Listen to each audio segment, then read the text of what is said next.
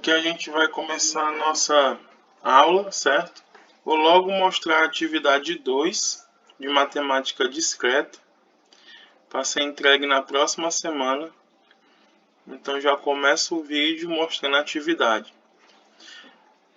Vai ser sobre conjuntos, referente ao capítulo 1.3 do livro texto, que é o livro do Morgado.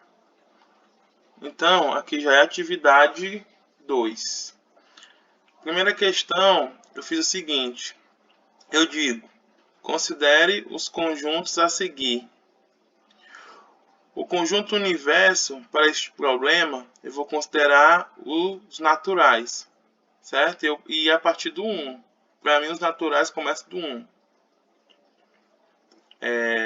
O conjunto A maiúsculo, defino como conjunto de todos os números pares.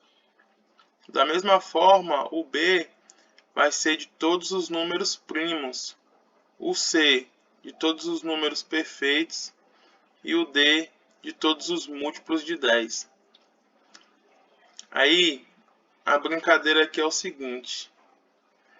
Usando apenas os símbolos 3, A, B, C, D, o símbolo dos naturais, o símbolo de pertence, está contido, igualdade, diferente, interseção, união, produto cartesiano, complementar, conjunto vazio, parêntese à esquerda e à direita, escreva as seguintes sentenças em notação de conjuntos. Aí vem aqui, letra A. Nenhum dos quadrados perfeitos é primo. Como é que eu escrevo que nenhum dos quadrados perfeitos é primo? Usando apenas esses símbolos aqui. Aí fazer a mesma coisa com os outros. Todos os múltiplos de 10 são pares. 3 é um número primo que não é par. Se você pegar todos os primos, todos os quadrados perfeitos, todos os pares e todos os múltiplos de 10, você ainda não terá todos os naturais. Então vai ter que representar isso aqui usando apenas esses símbolos aqui, ó. E aqui é a nossa primeira questão. Vamos para a segunda. Na segunda questão, eu digo o seguinte.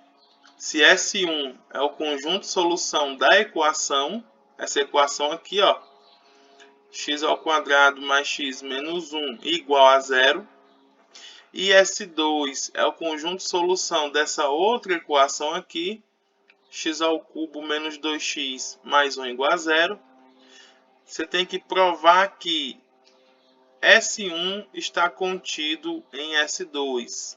Isso aqui já é um fato. Eu quero que vocês provem isso. Além disso, será que podemos provar que S1 é igual a S2? Justifique. Então, você tem que fazer duas coisas aqui. Primeiro, mostrar esse fato, que S1 está contido em S2. E verificar se a igualdade acontece. Se não acontece, tem que justificar.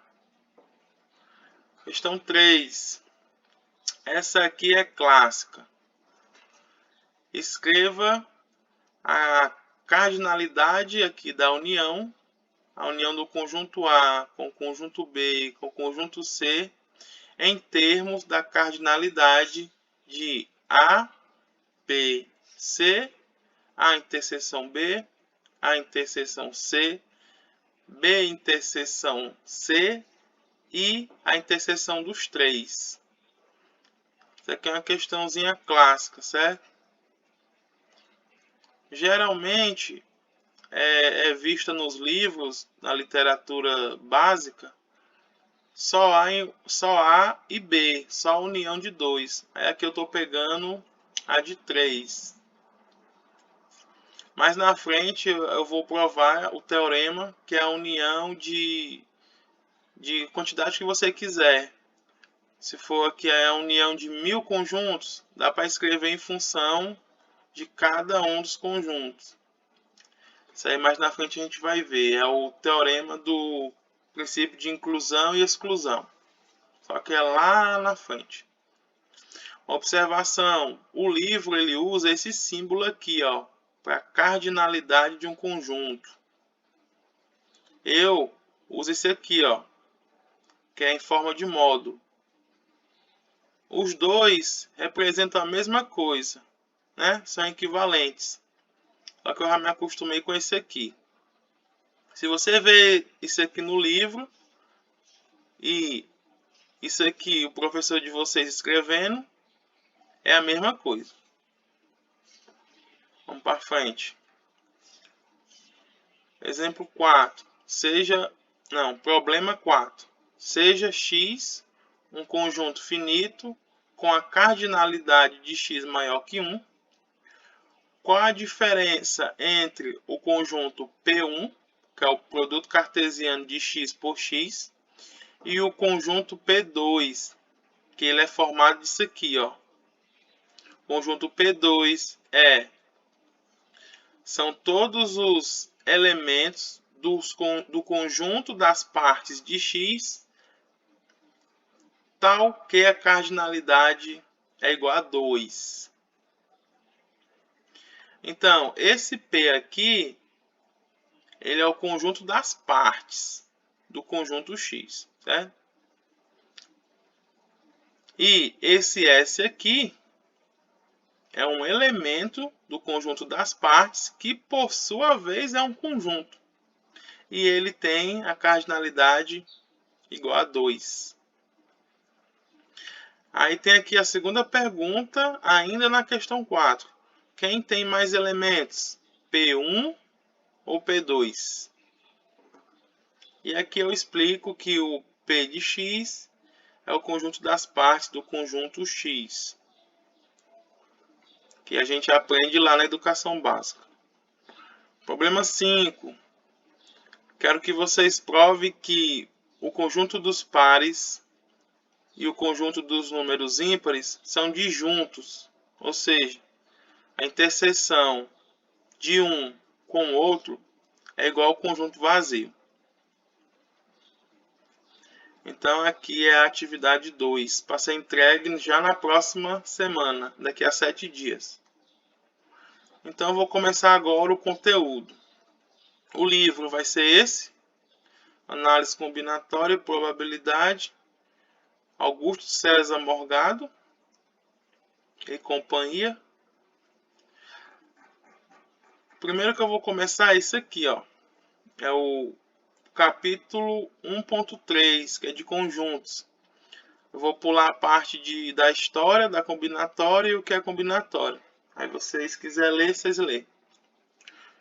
Vamos lá, no capítulo 1.3 de conjuntos, começa aqui, ó, na página, deixa eu ver, cadê a página? A 10, né? Pronto, página 10 tá aqui. Então aqui ele começa a falar de conjunto. Primeira observação que ele faz, as letras maiúsculas, A, B, C, até Z, indicarão os conjuntos. Isso é feito aqui em homenagem aos grandes matemáticos de séculos passados, né? Eles usavam isso e acabou a notação pegando mundialmente. A letra grega ômega, em maiúsculo, vai representar o conjunto universal. Então, esse conjunto universo é o maior conjunto que você está considerando. Então, se eu estou trabalhando nos naturais, conjunto universo é quem? É os próprios naturais. Agora, se eu estiver trabalhando no conjunto maior, dos reais, então o conjunto universo vai ser os reais todos. As letras minúsculas, A, B, C até W, elas indicarão elementos. Então, indicar elementos. De vez em quando eu costumo não usar isso aqui. Tá errado, tá, mas às vezes a gente tem que ser maleável, porque tem situações onde um elemento de um conjunto é um conjunto. E aí, qual a notação que eu uso? Então tem que também ver o contexto da situação, mas em geral é isso. Letra maiúscula, conjunto, letra minúscula, elementos. Continuando, a relação de pertencer será indicada pela letra grega, essa letra aqui, ó. Parece com uma letra E. Aí a gente diz que um elemento A pertence a um conjunto A maiúsculo, e a gente escreve assim, ó. Azinho pertence a Azão. E se o Azinho não pertence ao conjunto Azão, como é que a gente escreve? É só cortar esse símbolo com um traço, que está aqui, ó, do jeito que eu fiz aqui, em vermelho. Escreve o símbolo e faz um corte.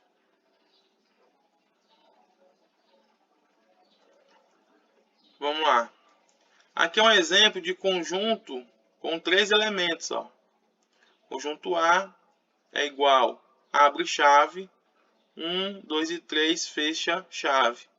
Fazer aqui uma observação. Em conjunto, a gente não repete elemento.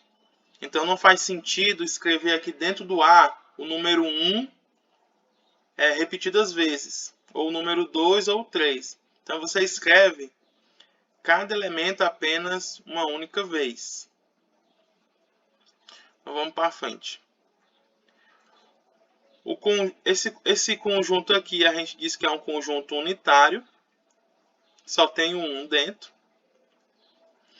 Podemos escrever conjuntos usando uma propriedade.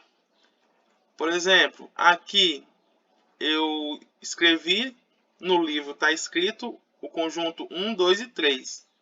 Mas eu poderia escrever conjunto A, abre chave, x pertencente aos naturais, tal que x está entre 1 e 3, inclusive 1 e 3, certo?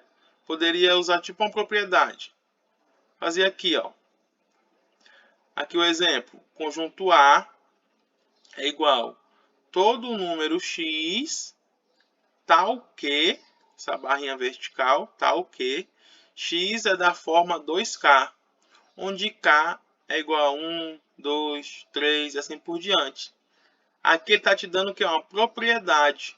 Então você constrói esse conjunto usando a propriedade que ele dá. Tem uma maneira mais fácil de escrever isso. Eu posso dizer que o A é o conjunto da forma 2.n, ou seja, dos números naturais pares. Então essa simbologia aqui, ó, é bem mais simples do que essa. Que aqui a pessoa já sabe, ó, que eu estou pegando 1, multiplicando por 2, pegando 2, multiplica por 2, pego 3, multiplica por 2 e assim por diante. Só que aqui ele usou uma propriedade. E essa aqui a gente diz que é por extenso, né? Ele realmente está colocando cada elemento para você ver. Vamos para frente. Aqui, esse símbolo aqui, ó, hashtag, né? É o jogo da velha. Quando tiver esse símbolo aqui, jogo da velha, antes de uma letra maiúscula, quer dizer que ele tá encarando isso, o símbolo aqui do jogo da velha com A maiúsculo, como representando a cardinalidade do conjunto A. Ou seja, está representando um número que é igual à quantidade de elementos do conjunto A. Então, no caso aqui, hashtag A vai ser igual a 3, quando A é esse conjunto aqui, ó, 1, 2, 3. Por quê? Porque tem 3 elementos. Então, hashtag A é igual a 3, nesse caso aqui. Vamos lá, para frente. Agora a gente vai ver a ideia de estar contido, né? Então, se eu tenho um conjunto A e todo elemento desse conjunto A é também elemento de um conjunto B, diremos que A é um subconjunto de B. E escrevemos assim, ó, usando esse símbolo. O A está contido em B. Professor, e se o A não estiver contido em B? É que a gente faz do mesmo jeito. Repete a figura, passa um corte. Que nem eu fiz lá no pertence. E se for o contrário? E se ao invés do A estar dentro do B, o B estiver dentro do A? Como é que a gente faz? Aí você inverte aqui, ó, o sentido do símbolo. Você escreve esse símbolo aqui, ó.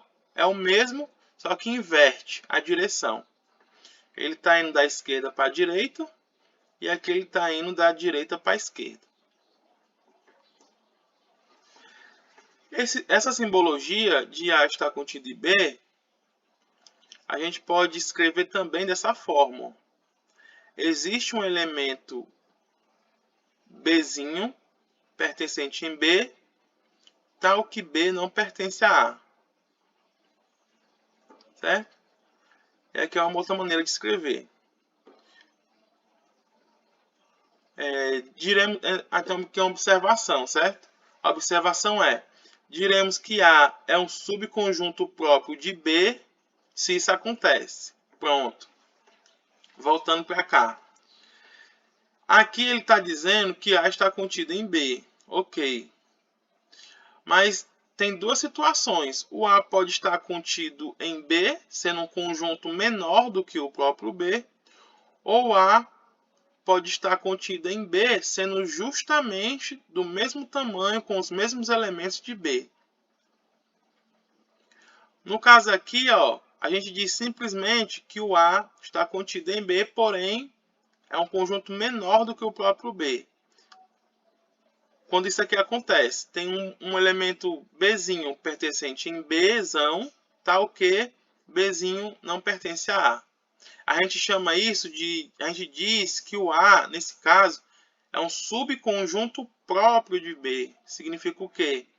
Que o A é um conjunto menor do que B e não igual. A figura aqui, ó, 1.1, vai ilustrar a situação. Ó, o A aqui é um conjunto que está contido em B, porém é menor do que o próprio B. Isto é, tem um elemento Bzinho em Bzão, digamos, esse ponto aqui, ó, representa o Bzinho, tal que esse Bzinho não pertence ao conjunto A. Então a gente diz que o conjunto A ele é um subconjunto próprio de B. Vamos para frente. E aqui o universo é toda essa região aqui, ó. Toda essa região aqui é o conjunto universo. Tanto que está fora, como a parte que está dentro aqui. E também dentro do A. Região toda. Para frente. Dados dois conjuntos A e B, a gente vai indicar esse símbolo aqui, ó, com uma união do conjunto A com o conjunto B. O conjunto dos elementos que pertence a A ou B. Aqui tem uma observação. Esse ou em matemática é diferente do ou corriqueiro, que a gente fala quando vai comprar uma roupa. Quando você quer comprar uma roupa, você está em dúvida se compra a roupa A ou a roupa B. Só que esse ou aqui em matemática, ele é diferente, porque ele pode ser o A, pode ser o B, ou pode ser os dois. E esse ou, ele está representando também esse caso, quando é o A e o B junto. Então, cuidado quando vocês for trabalhar aí. Aqui, ó. A união B é todo elemento que pertence a ômega, tal que ômega pertence a A ou ômega pertence a B. E esse ou também está me dizendo que esse elemento pode pertencer aos dois ao mesmo tempo. Aqui na figura. Aqui, ó, se eu pego um elemento aqui ele está dentro da união, porque ele está em A. Se eu pego um elemento aqui, está dentro da união, porque está em B. Se eu pego um elemento aqui, também está dentro da união, porque ele está dentro do A e do B. Então, cuidado com esse OU. Mesma coisa você faz quando for 3 conjuntos. Mesma coisa. É igual a um elemento que pertence a ômega, tal que, barra vertical. Esse elemento pertence a A, ou pertence a B, ou pertence a C. Se esse elemento pertencer aos 3, também está dentro da união. Se pertencer apenas a 2, também está dentro da união. Aqui é uma notação. Notação de que se for, ao invés de 3 conjuntos, eu quiser n conjuntos, onde esse n pode ser qualquer número natural, então a gente coloca esse símbolo. Ó. Eu estou pegando a união de todos os conjuntos, a partir do conjunto 1 até o conjunto n. Então aqui vai ficar o quê? A1, aí você coloca o símbolo da união A2, símbolo da união A3 e assim por diante, até chegar no último. Agora vamos para a interseção de conjuntos. A interseção, ela me diz o que tem em comum simultaneamente nos dois conjuntos. Agora, esse I aqui, realmente é o mesmo I que a gente fala de forma corriqueira. O elemento pertence a ômega, tal que o elemento pertence a A e também, simultaneamente, pertence a B. Então, aqui é a interseção. E aqui dá um exemplo, ó. Essa região aqui, ó, a interseção entre A e B, é essa região aqui que está rachurada. Então, está aqui um exemplo dessa situação. Cuidado, que essa figura toda, ela representa uma situação de interseção. Eu posso construir outra figura aqui totalmente diferente dessa.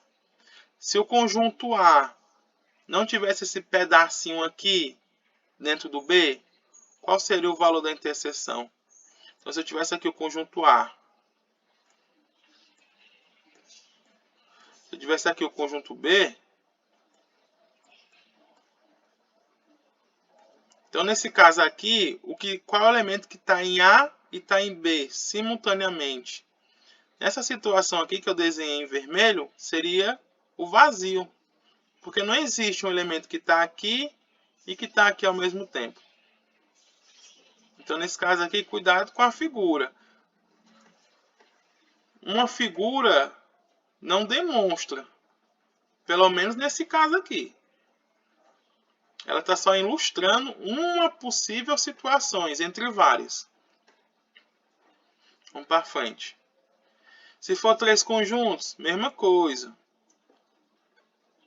É igual a um elemento que pertence a ômega, tal que esse elemento pertence a A, e também a B, e também a C. Isto é, tem que pertencer aos 3 ao mesmo tempo. Se for 100 conjunto, a interseção de 100 conjunto, como é que você vai fazer para simplificar a notação? Coloca esse símbolo aqui. Esse símbolo aqui. A interseção I vai de 1 até N do conjunto AI. Você coloca A, índice 1, interseção. Aí bota o símbolo. A, índice 2, interseção. Reticências até o último.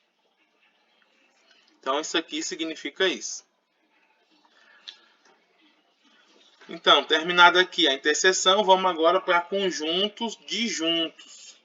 Então, a gente diz que o conjunto A e o B são disjuntos se a interseção entre os dois é igual ao conjunto vazio.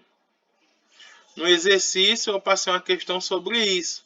Eu pego o conjunto dos pares, conjunto formado por todos os números pares, e a interseção dele com o conjunto de todos os números ímpares é igual ao conjunto vazio. E na atividade eu peço para vocês provar isso, porque é verdade. Vamos para frente. Aqui ele dá um exemplo, ó. Três conjuntos disjuntos. Então, a interseção de A com B é vazio, porque não tem um elemento que está dentro do A e ao mesmo tempo dentro do B. A interseção de A com C também é vazio, porque de forma análoga isso acontece. E a interseção de B com C também. Agora a gente vai para o complementar. Complementar do conjunto. Então vamos lá. O complementar do conjunto A, a gente escreve dessa forma, com um Czinho em cima do A. É todo elemento pertencente ao conjunto universo, tal que esse elemento não pertence ao conjunto A. Então, lá no começo aqui da aula de hoje, a gente viu um conjunto A como sendo um conjunto formado pelos números 1, 2 e 3. Então, quem seria o complementar, que é o A com C em cima? Seria todos os números naturais, tirando o 1, 2 e 3. Então, seria N, aí tira o conjunto, aí 1, o 2 e o 3. E aí fecha a chave. Então tá aqui, ó, uma ilustração gráfica. O conjunto A é essa parte branca e o seu complementar é essa parte aqui de fora, ó, que está rachurada. Só essa parte aqui de fora. Complementar do A, que é o A com o Czinho em cima. E somente essa parte aqui rachurada. Parte de dentro aqui branca, não tem nenhum elemento, não tem nenhum objeto que está em A, que pertence a A, que pertence ao complementar dele. Então, vamos para frente. Chegamos agora na diferença. A diferença é essa parte aqui. Eu estou pegando todos os elementos que estão no conjunto A, mas não estão no conjunto B. Então, a gente usa esse símbolo. Que é o que eu fiz ali, ó.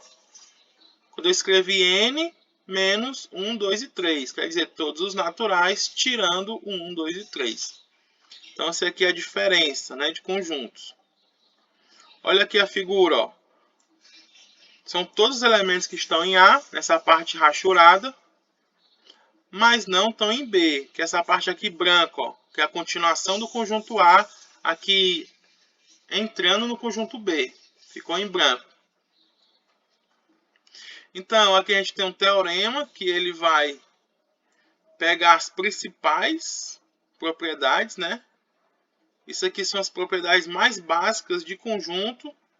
Espero que vocês vejam isso aqui e aprendam isso aqui, né? Pelo menos tentem memorizar, porque esse aqui é o básico do básico. Essas duas aqui são bastante importantes, que são as leis de De Morgan. Complementar da união é a interseção dos complementares. Complementar da interseção é a união dos complementares. Então aqui são duas propriedades. Acredito que vocês vão ver essa parte de conjunto, ou já viram em outras disciplinas. Então eu não vou me aprofundar nisso aqui não. Só que uma dica para memorizar, bem facinha, é só lembrar da ideia lá da multiplicação. Ó. Aqui, a interseção é distributiva. É só você imaginar como se estivesse multiplicando. Ó, a interseção B é distribui. Aí fica aqui, ó, a interseção B. Aí, a interseção C é distribui, ó, fica aqui. É só você imaginar como se estivesse multiplicando, onde o símbolo da interseção fosse de multiplicação e o símbolo da união fosse de adição. Aí a gente usa lá a ideia de distributivo. Aí com isso aqui você dá uma memorizada mais fácil. E aqui são resultados básicos, né? A união de A com o seu complementar é o próprio universo. Dá para tirar facilmente daqui, ó. A união de A com o complementar é o universo todo. E o complementar do vazio é o próprio universo. E o complementar do universo é o vazio. Então, isso aqui é imediato. E aqui a gente tem agora a ideia de produto cartesiano, que é esse x aqui. Cuidado para não confundir com o de multiplicação. Produto cartesiano de dois conjuntos tem nada a ver com a multiplicação que a gente aprende em aritmética básica. Ele está dizendo o quê? O produto cartesiano do conjunto A pelo B é todos os pares ordenados tais que a abscissa pertence ao conjunto A e a ordenada pertence ao conjunto B. Perceba que aqui tem uma ordem, viu? O primeiro está no primeiro conjunto e o segundo, que é a ordenada, está no segundo conjunto. Então, por exemplo, a gente tem aqui o conjunto A formado por 1 e 2 e o B por 1, 2 e 3. Então, o produto cartesiano vai ser todos os pares ordenados, está aqui, ó, tais que o primeiro pertence a A e o segundo pertence a B. Então, a gente faz aqui em ordem, certo? Vamos lá. A abscissa sendo o número 1, que é o primeiro elemento do conjunto A. A gente pega a abscissa sendo 1, aí a gente fixa ela e a gente pega como ordenada o primeiro elemento do conjunto B. Aí o próximo par ordenado, fixado ainda a abscissa como sendo 1, que é o primeiro elemento do conjunto A, a gente coloca aqui na ordenada o segundo elemento do conjunto B. Próximo par ordenado, fixado ainda o primeiro elemento do conjunto A, a gente pega como ordenada o próximo elemento do conjunto B, que é o 3. Então pronto, então agora acabou todos os pares ordenados, onde a abscissa é o número 1. Agora vamos para o próximo par ordenado. Agora a gente vai fixar o segundo elemento do conjunto A, que é o número 2. E a ordenada vai ser o primeiro elemento do conjunto B, que é o 1. Próximo par ordenado, fixado. O primeiro elemento vai ser o 2 ainda, que a gente está agora considerando aqui o 2. Fixado o 2, a gente vai pegar a ordenada como segundo elemento do conjunto B, que é o 2. Próximo par ordenado, fixado ainda na abscissa aqui o número 2, a gente vai pegar como ordenada o terceiro elemento do conjunto B, que é o 3, está aqui. Então aí a gente concluiu aqui o produto cartesiano de A com B de forma organizada, que é para não esquecer de nenhum. Aqui eu faço uma observação. Marcando no plano cartesiano, como é que fica? Aqui a gente marca o 1, a abscissa 1 e a ordenada 1, que é o primeiro. Em cima, eu vou marcar o 1, 2, a abscissa 1, ordenada 2, está aqui. O próximo, aqui em cima, 1, 3, está aqui. O outro, 2, 1, 2, 2, 2, 3, está aqui. Percebam que formou aqui, ó, se você ligar os pontos, forma o quê? Um retângulo, né? Base, 1. A gente tem aqui base o quê? A gente tem aqui 1, né? Nessa abscissa aqui é 1 e aqui é 2. E aqui na ordenada a gente tem 1, 2 e 3. Como é que a gente conta quantos pontos tem aqui? É só multiplicar. 2 pontos na base, 3 pontos na altura, que dá o total de quanto? De 6. Percebam que 2 pontos na base significa as possibilidades que a abscissa pode ter. A abscissa pode ter o número 1 ou pode ser o número 2. Então aqui é equivalente a contar aqui, ó, esses 2 pontos formando a base.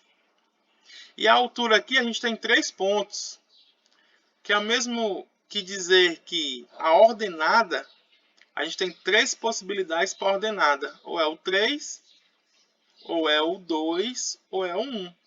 Então a quantidade de pares ordenados formado no produto cartesiano é a mesma coisa de multiplicar as possibilidades da abscissa pelas possibilidades da ordenada, ou seja, multiplicar a cardinalidade de A pela cardinalidade de B.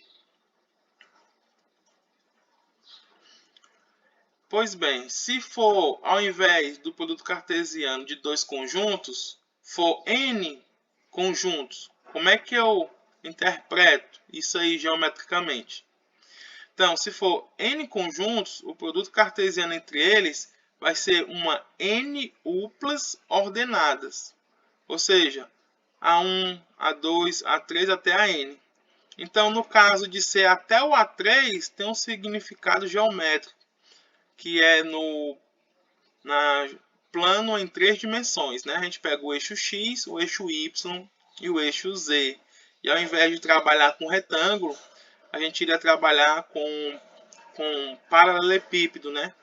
Com caixas. E, por fim, eu vou falar de partição. Né? O que seria a partição de A em uma família de conjuntos? Aí aqui tem duas situações. A gente está particionando em A. Quando a gente fala partição de A em uma família de conjuntos, é porque a gente quebrou o A em K conjuntos, tais que a união desses K conjuntos é o próprio A, e com a seguinte condição: a interseção 2 a 2 desses conjuntos é vazio. Professor, o que significa isso aqui geometricamente? Então vamos lá. Eu vou dizer que o A é um quadrilátero, certo? Vai ser esse quadrilátero aqui. Então, vou chamar esse quadrilátero aqui de A. E eu quero fazer uma partição dele. Deixa eu mudar aqui de cor. Vou pegar um azul. Então, eu vou fazer aqui a seguinte partição. Particiono aqui a primeira parte. Segunda.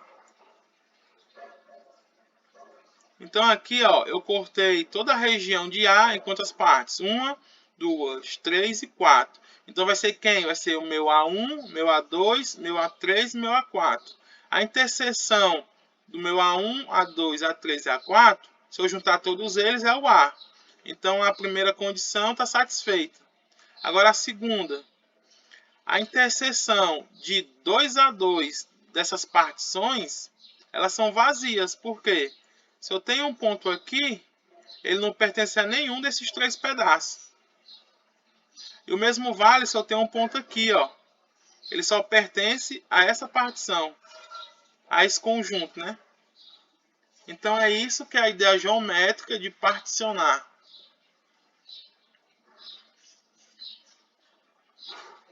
Então aqui eu termino a aula de hoje. E se vocês quiserem adiantar o conteúdo, ó, vai ser combinações e permutações, que é o capítulo 2.1. E eu finalizo a aula de hoje aqui.